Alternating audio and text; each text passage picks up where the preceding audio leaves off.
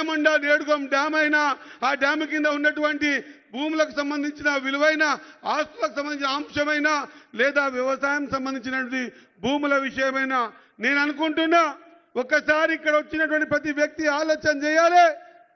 ఈ నియోజకవర్గ గడ్డ మీద ప్రతిసారి ఓ పెద్ద మనిషి వచ్చి ఇగో మా ఎమ్మెల్యేని గెలిపియండి, మా ఎమ్మెల్యేని గెలిపియండి అని మాత్రమే అన్నారు.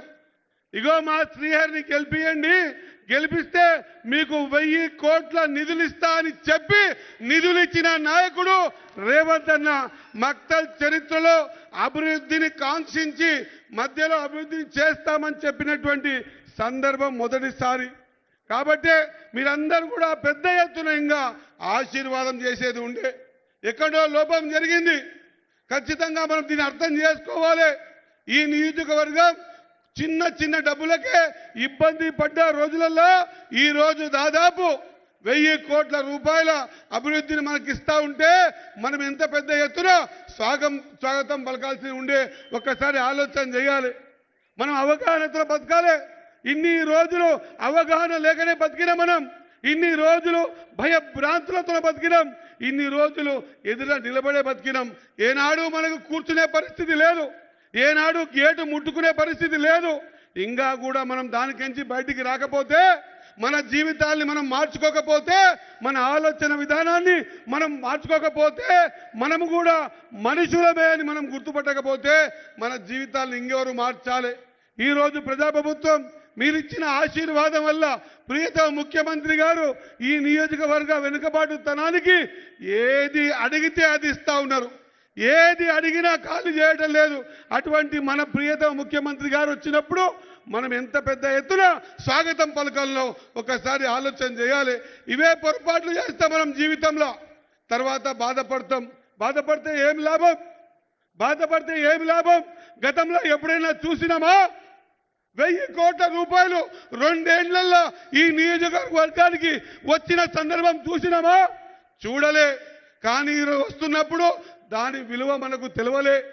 సోదరులారా, ఖచ్చితంగా మీరు ఆలోచన చేయాలి. ఖచ్చితంగా మనం భాగవతం ఉండకూడదు, ఆలోచన పరంగా ముందుకు పోవాలి. ఎన్నో కోరికలు మీ ముందర, ఎంతో చదివి వినిపిద్దామని అడుగడుగున ఈ నియోజకవర్గానికి దవాఖానాలు ఇచ్చినా, డయాలిసిస్ సెంటర్లు ఇచ్చినా, రోడ్లు ఇచ్చినా, లేదా పాత బ్రిడ్జ్ బ్యారేజ్ కమ్ బ్రిడ్జ్ చేసినా, లేకుంటే నీటి సదుపాయాలు కల్పించినా, ఎన్ని ఇచ్చినా కూడా ఒక 1000 కోట్ల రూపాయలతో ఇచ్చినాయి. మీ ముందర చదువుదాం, మీకు వినిపిద్దాం. మీరందరూ చప్పట్లతో కృతజ్ఞతలు తెలపాలి. తెలిపినప్పుడే మనకు భవిష్యత్తు ఉంటుంది.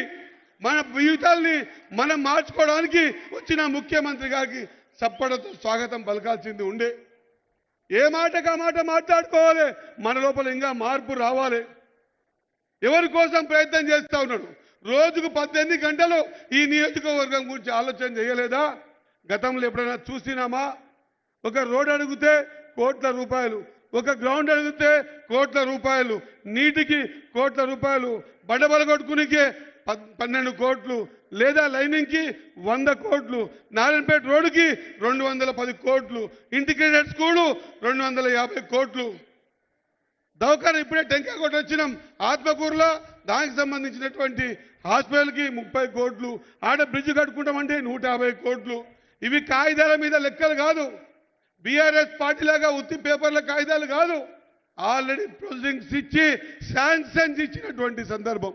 నిజంగా కూడా మనసు ఈరోజు నేను నిజంగా కూడా టికెట్ అప్పుడు బాధపడలే, నేను నిజంగా కూడా కొంత మెజారిటీ తక్కువ బాధపడలే, ఇంకా ఇతరత చాలా మంది నా మీద దుమ్మెత్తిపోసిన బాధపడలే. కానీ ఈరోజు ఏ పెద్ద తనంతో మనకింత సాయం చేసిండో ఆ పెద్ద మనిషి మన దగ్గరకు వస్తే ఈరోజు మీరు చేసిన ప్రవర్తన మనసు గాయమైందని మాత్రం తెలియజేస్తా ఉన్నా. ఇది మళ్ళొక్కసారి జరగొద్దు. మన లోపల మార్పు రావాలి. మన కోసం పనిచేస్తున్న వ్యక్తులు, ఆ వ్యక్తులకు మనం సాధారణంగా ఆహ్వానం పలకాలి.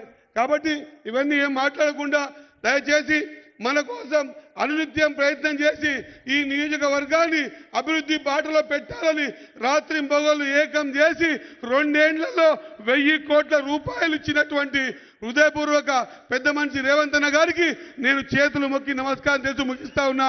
జై హింద్, జై కాంగ్రెస్.